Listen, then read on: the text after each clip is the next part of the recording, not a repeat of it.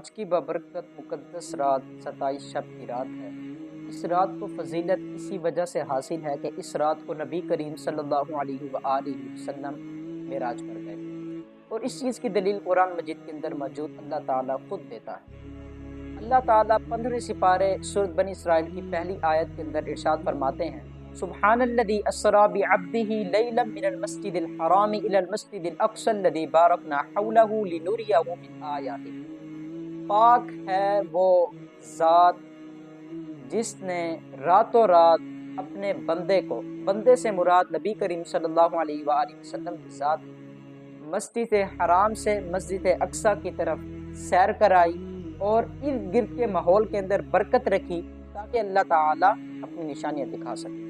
نبی کریم صلی اللہ علیہ وآلہ وسلم نے اس سفر کا آغاز براق سے کیا تھا۔ جب حضرت جبریل علیہ السلام پہنچے تھے تو آپ علیہ السلام آرام کے اندر تھے اور آپ کو نیند سے بیدار فرمایا، آپ براق کے اوپر سوار ہوئے اور آپ کے سفر کا آغاز ہوا۔ سفر کرنے سے پہلے آپ نے مسجد اقصی کے اندر تمام انبیاء کرام علیہ السلام کی امامت فرمائی اور تمام انبیاء کرام علیہ السلام نے آپ کے پیچھے نماز پڑھی۔ نبی سارے ہی بیت المقدس کے اندر مقتدی بن کر منتظر تھے، حضور آئے تو سب پکارے، امام آئے امام آئے۔ اس کے بعد آپ نے 7 آسمانوں کی سیر کی۔ 7 آسمانوں کی سیر کے اندر ہر ایک آسمان کے اندر آپ کی ہر ایک نبی سے ملاقات ہوئی، حضرت یوسف علیہ السلام، حضرت عیسیٰ علیہ السلام، اور بالآخر 7ویں آسمان کے اوپر آپ کی حضرت آدم علیہ السلام سے ملاقات ہوئی۔ اس کے بعد آپ کی ملاقات اللہ تعالیٰ سے ہوئی۔ آپ اللہ تعالیٰ کے سامنے بیٹھے، روبرو بیٹھے، جہاں پر اللہ تعالیٰ کا تخت ہے، جہاں پر اللہ تعالیٰ جلوہ گر ہے، اور یہ شان، مقام، مرتبہ صرف نبی کریم صلی اللہ علیہ وآلہ وسلم کی ذات اقدس کو ہے، اور باقی کسی بھی نبی کو یہ مرتبہ حاصل نہیں ہے۔ اس رات کو نبی کریم صلی اللہ علیہ وآلہ وسلم کو 5 نمازوں کا تحفہ دیا گیا۔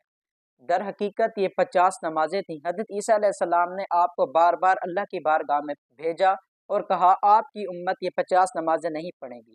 5 نمازیں کم ہوتے، 5 نمازیں جب ہوئیں تو حضرت عیسیٰ علیہ السلام نے دوبارہ حضور نبی کریم صلی اللہ علیہ وآلہ وسلم کو کہا کہ آپ کی امت یہ 5 نمازیں بھی نہیں پڑھے گی۔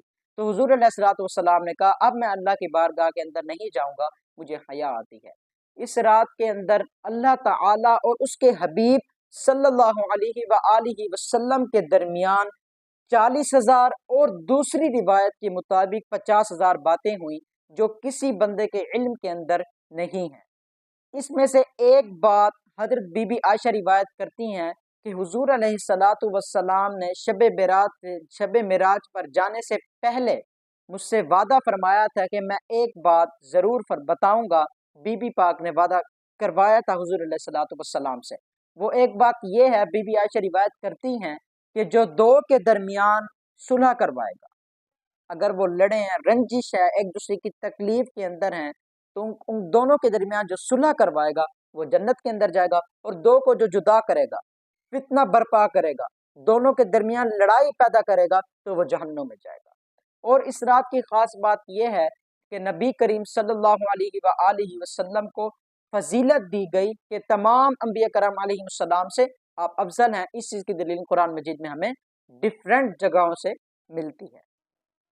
حضور علیہ السلام نے فرمایا نماز میری آنکھوں کی ٹھنڈک ہے، تو کوشش کریں آپ کی نماز قضا نہ ہو۔ اس رات سے ہمیں یہ سبق ملتا ہے کہ ہماری نماز قضا نہ ہو، آئندہ آنے والے وقت میں ہم اچھا عمل کریں۔